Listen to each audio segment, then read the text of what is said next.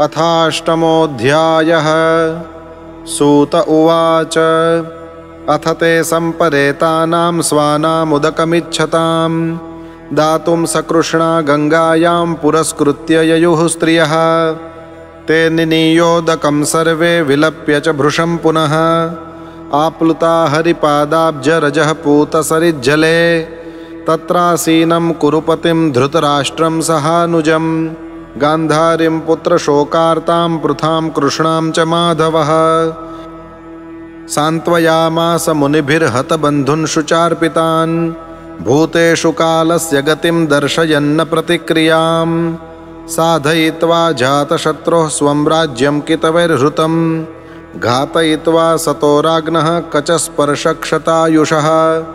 याजयित्वाश्वमेधैस्तं त्रिभिरुत्तमकल्पकैः तद्यशः पावनं दिक्षु शतमन्योरिवातनोत्। आमन्त्र्य पाण्डुपुत्रांश्च सैन्ये योद्धवसंयुतः द्वैपायनादिभिर्विप्रैः पूजितैः प्रतिपूजितः।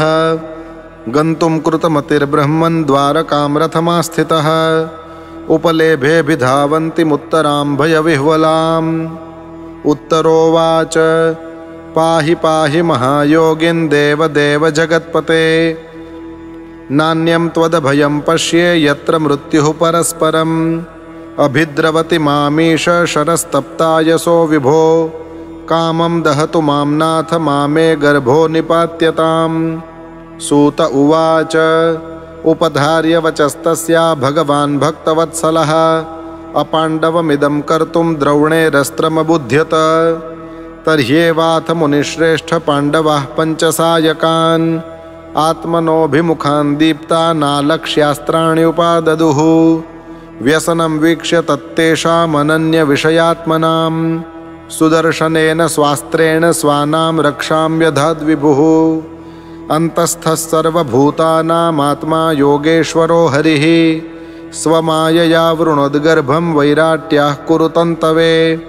यद्यप्यस्त्रं ब्रह्मशिरस्त्वमोघं चाप्रतिक्रियं वैष्णवं तेज आसाद्य समशाम्यद्भृगूद्वः।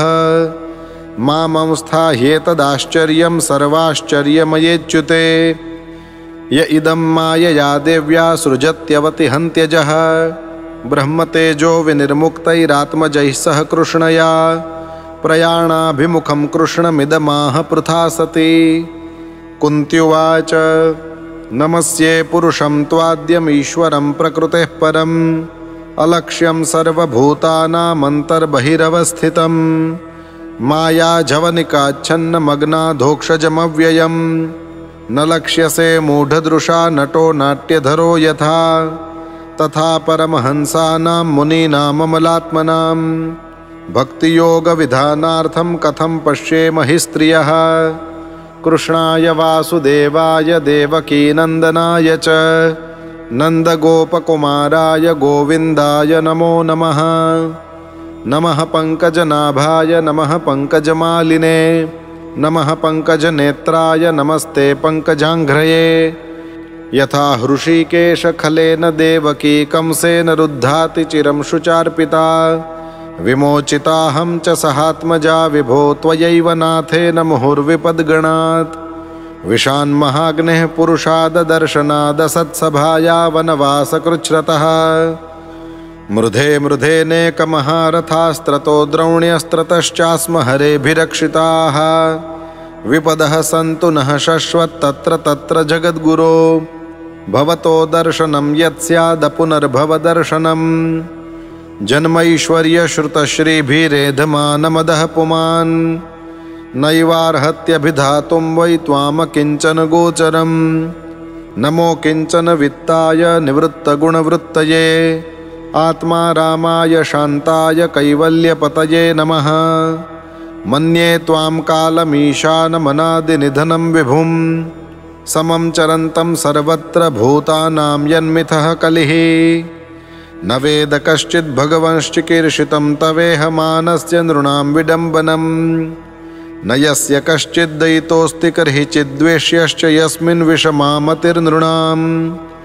जन्म कर्म च विश्वात्मन्नजस्याकर्तुरात्मनः तिर्यङ्दृशिषु यादस्सु तदत्यन्तविडम्बनम्। गोप्या ददे त्वयि कृतागसिदामतावद्याते दशाश्रुकलिलाञ्जनसम्भ्रमाक्षम् वक्त्रं निनीय भयभावनया स्थितस्य सा मां विमोहयति भीरपि यद्बिभेति केचिदाहुरजं जातं पुण्यश्लोकस्य कीर्तये यदोः प्रियस्यान्ववाये मलयस्येव चन्दनम् अपरे वसुदेवस्य देवक्यां याचितोऽभ्यगात् अजस्त्वमस्य क्षेमाय वधाय च सुरद्विषां भारावतारणायान्ये भुवो नाव इवो दधौ सीदन्त्या भूरिभारेण जातो ह्यात्मभुवार्थितः भवेस्मिन् क्लिश्यमानानामविद्याकामकर्मभिः श्रवणस्मरणार्हाणि करिष्यन्निति केचन शृण्वन्ति गायन्ति गृह्णन्त्यभीक्ष्णशः स्मरन्ति नन्दन्ति तवेहितं जनाः त एव पश्यन्त्यचिरेण तावकं भवप्रवाहो परमं पदाम्बुजम्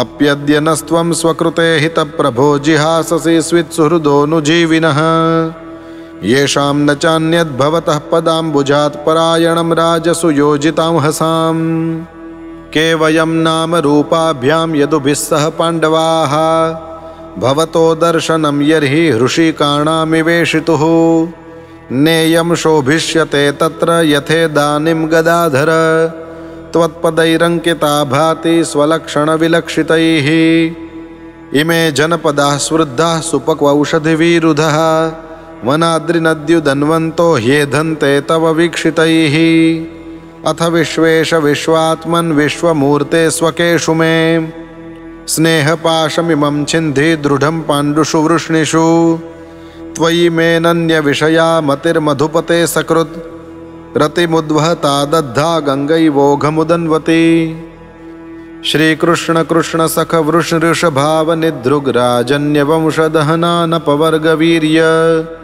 गोविन्द गोद्विजसुरार्तिहरावतार योगेश्वराखिलगुरो भगवन्नमस्ते।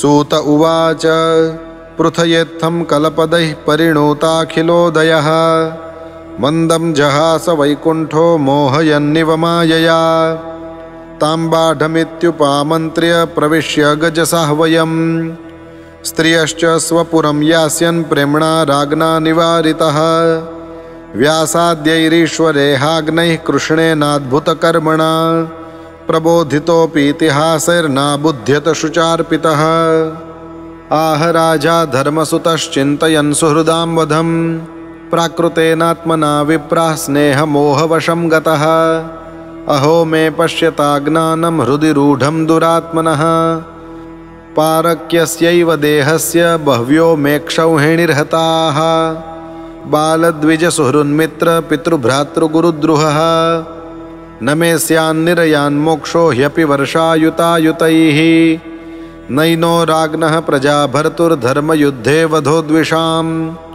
इति मे न तु बोधाय कल्पते शासनं वचः स्त्रीणां मद्धतबन्धूनां द्रोहो योऽसा विहोत्थितः कर्मभिर्गृहमेधीयैर्नाहं कल्पो व्यपोहितुम् यथा पङ्केन पङ्काम्भः सुरया वासुराकृतं भूतहत्यां तथैवैकां न यज्ञैर्मार्ष्टुमर्हति इति श्रीमद्भागवते महापुराणे पारमहंस्यां संहितायां प्रथमस्कन्धे कुन्तीस्तुतिर्युधिष्ठिरानुतापो नाम 8मोऽध्यायः।